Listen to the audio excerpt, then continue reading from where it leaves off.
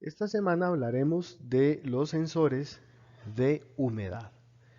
Y para ello utilizaremos específicamente el sensor denominado el DHT11 que corresponde al que ustedes están viendo acá en figura. El sensor de humedad nos referimos a humedad ambiente, a humedad ambiental.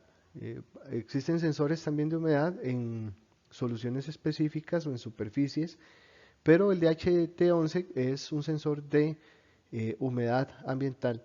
Dicho sea paso, también es un sensor de temperatura, es dos en uno. El DHT11 se utiliza muchísimo en aplicaciones de IoT por el costo y la versatilidad de uso, aunque también tiene algunas limitaciones que vamos a comentar más adelante. Este es el encapsulado del DHT11. Como pueden ver, tenemos cuatro pines. Tenemos el pin de alimentación, el 1, alimentación y tierra. La alimentación, el voltaje de operación de este sensor es de 3 a 5 voltios. Consume muy poquito, noten que son 2.5 miliamperios lo más que consume este sensor. Em, el principio de operación detrás del sensor es capacitivo, es decir, utiliza un capacitor para medir la humedad ambiental. Es de bajo costo, un sensor de estos cuesta $4, $5, inclusive menos si se compra al por mayor. Los rangos de operación de este sensor en humedades de 20 al 80% con un más menos 5%. ¿Ok? Y la temperatura es de 0 a 50 grados centígrados con un error de más o menos 2 grados centígrados que si ustedes notan es una precisión, una exactitud menor que el sensor, que el DS1829, ¿verdad? Pero dependiendo de la aplicación puede ser suficiente. Y el muestreo máximo que nos permite este sensor es de un segundo, es decir, si yo le solicito a este sensor que me dé la temperatura y la humedad, lo puedo hacer máximo cada segundo. Eso es lo que recomienda el fabricante. La interfaz de comunicación de este sensor es de datos, es propietaria, ¿verdad?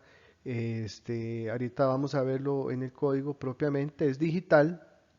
Estamos hablando de que es un puerto de entrada y salida, vamos a manejar unos y ceros. Sin embargo, la librería del DHT11 se encarga de realizar este, en un solo cable el envío y recepción de datos. Se encarga de manejar el protocolo por nosotros, por lo que se vuelve muy sencillo de utilizar este sensor. Aquí tenemos el código de ejemplo del sensor y vamos a agregar e importar la librería de DHT.h. Esta se encarga de manejar todo el protocolo de comunicación. En esta línea vamos a definir cuál es el pin en el que estamos conectando la línea de data del sensor, que en este caso sería el pin 2. Es importante en esta librería que definamos el modelo porque existe el DHT11 y el DHT12. El DHT12 es un modelo más nuevo, sin embargo, por alguna razón lo descontinuaron. El más popular es el DHT11. Entonces, acá nosotros necesitamos definir cuál es el modelo. En nuestro caso es el DHT11. Acá realizamos la instanciación del objeto pasando como parámetros el pin y pasando como parámetro el tipo de sensor que va a cargar la librería.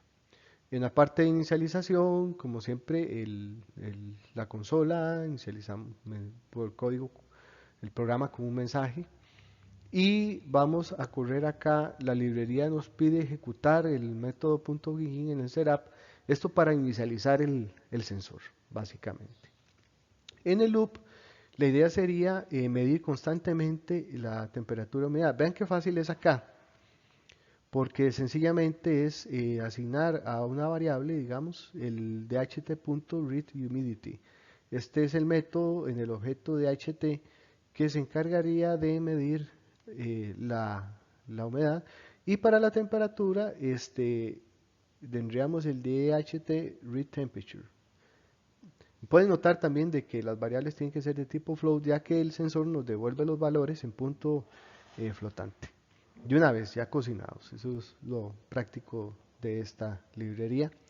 Por otro lado, también tenemos que hacer manejo de errores porque si, por ejemplo, el sensor se desconecta o existe un error en el sensor, él nos devuelve un caracteres, puede devolvernos caracteres basura, y entonces usamos la función isNaN para saber si es un número.